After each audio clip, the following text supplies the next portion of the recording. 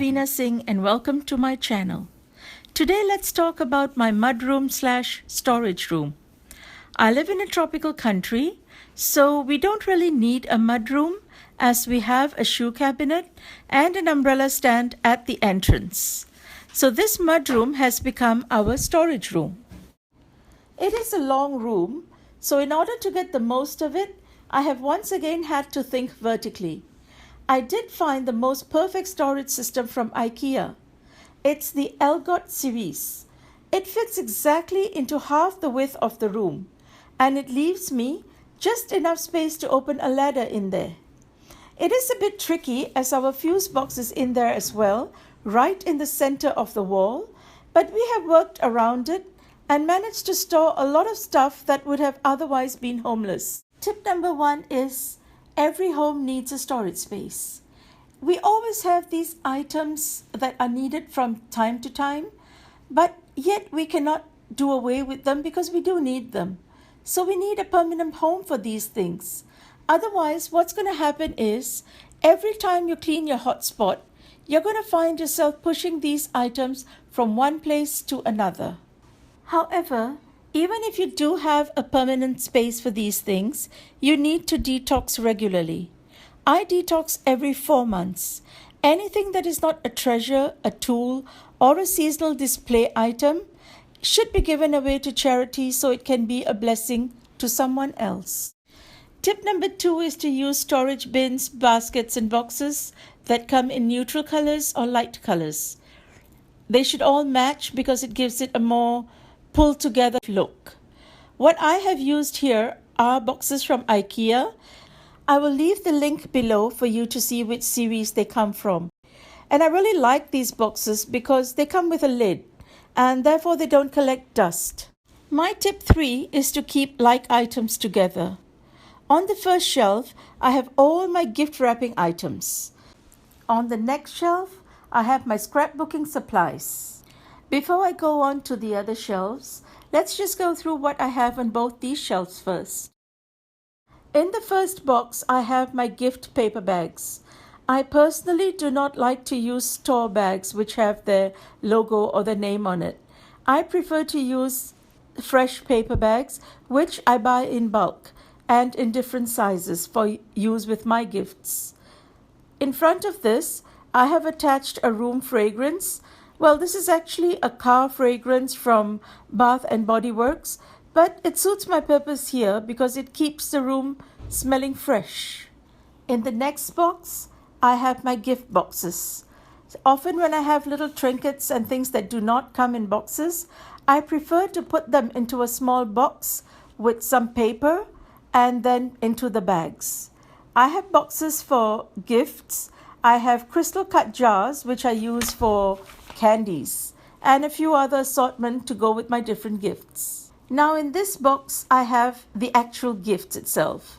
Don't get me wrong, these are not items that I have received as gifts and I wish to re-gift. I'm not against re-gifting at all, but I go shopping during the sale time. Singapore has got some fantastic sales at certain times of the year and I pick up things that I like. This way, I not only get a good price, but it also saves me the effort of going shopping before every event or party that I get invited to. The next one is a drawer, which is for my envelopes. I use these envelopes for gift vouchers, cards, and sometimes even cash. I love these fancy ones which I get from India. I have printed these stickers with my name and another with the names of all of us, including my children. These boxes are from Howard Storage World, Australia, and they are from the Sterilite series. This brings me to my tip number 4. Label everything. It really helps. You really don't want to have to rummage through boxes and drawers just to look for something. So you can see I've labeled all the drawers, in fact, in 2 parts: staplers, fancy paper, thread, ribbon, twine, and my hot glue gun. This way I know exactly which side it is, where it is, and by using drawers it makes it so much easier to access than if I had used boxes. For these sort of items, shallow drawers are probably the best organization tool you can use. Tip 5 is to look for things that you can repurpose. For example, these pill boxes are from a Chinese store, but I was very attracted to the colors on the top, and I have used these colors to keep corresponding colored embellishments in it. So I know that the yellow one has got yellow, the red one will have red. It's very easy for me to get to what I want. These boxes are from a mouthwash freshener. It holds my split pins, push pins, and at the back there you can see I also have thumbtacks in different colors.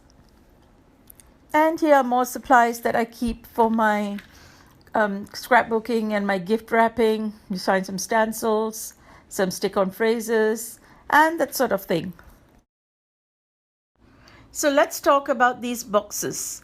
These are from Spotlight, and they are 12 by 12, so scrapbook paper fits perfectly into it. I absolutely love buying these booklets of paper because they give me a theme for my pages. And these boxes are a great way to store paper because the lid protects it from gathering dust. And here I have a little storage basket from IKEA in which I have a punch, tape dispenser, stapler, and some glue, a marker, and a pair of scissors. These items are here because I use them for my gift wrapping. And these items are from Kiki K. Now the next shelf above that is for my home improvement tools. These boxes slip in for easy access. This is my power drill, and this is my toolbox. This toolbox was a gift from my sons for my last birthday, and I absolutely love it. It's pink, it's lightweight, and it's a complete set. In this much smaller box, still keeping with my white theme, is a box from Daiso, that is the Japanese dollar store. It holds all our spare phone chargers for the home and for the car, and also some spare earphones. The Cougars box also comes with an additional insert organizer. And in here I have got bulbs, measuring tape, a flat hammer, batteries, and Allen keys. We also have some nails in different sizes and a hose tight. Now these are smaller Cougars boxes which also come with lids. Again, each one is labeled for convenience. Especially when I'm not here, it is very convenient for my children to know where they can find something without having to go through all the boxes. So this one has our travel adapters in it. Every country has their own plug design. So by having these, it makes it very convenient for us when we travel. In this one, we have our external discs. Please leave me a comment if you would like to know more about how I have organized our photos and important information, as well as our text submissions in these external discs. Higher up, I have my collection of magazines that I have been featured in. This newspaper has my very first article that I ever wrote, which was on ADHD, and it was published in 2003. And here I have a collection of my recipes, which was published recently.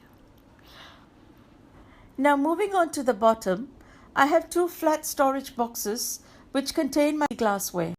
Next to it, I have these three boxes which contain my seasonal decor. I keep these in bubble wrap to avoid any breakage. The next one contains my dividers and organizers, which are currently not in use. And at the bottom, I have all my spare photo frames. As you might have noticed, I have not wasted a single spot in this room. On the other side of the wall, I have our spare keys on an embroidered frame. This, along with the photo frame above it, were a gift from a very dear friend. What I have also done is I have put nails on the wall so I can hang any spare pictures and frames that we are currently not using. I really hope you have enjoyed watching this video and that my tips and ideas will help you organize your space. Should you want to see anything in particular, you can leave me a comment and do subscribe to my channel so you do not miss any of the videos I'll be uploading soon.